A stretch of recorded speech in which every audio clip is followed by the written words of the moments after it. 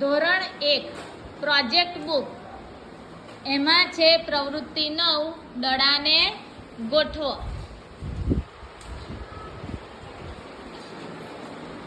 બોક્સની અંદર દડો મૂકો,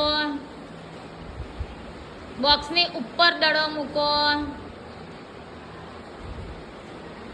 બોક્સની બાજુમાં દડો મૂકો, બાજુમાં.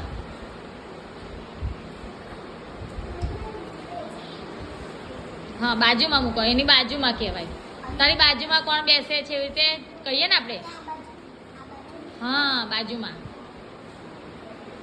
બોક્સની આગળ દડો મૂકો. હવે આગળ મૂકો. બે બોક્સની વચ્ચે દડો મૂકો, બોક્સની નીચે દડો મૂકો.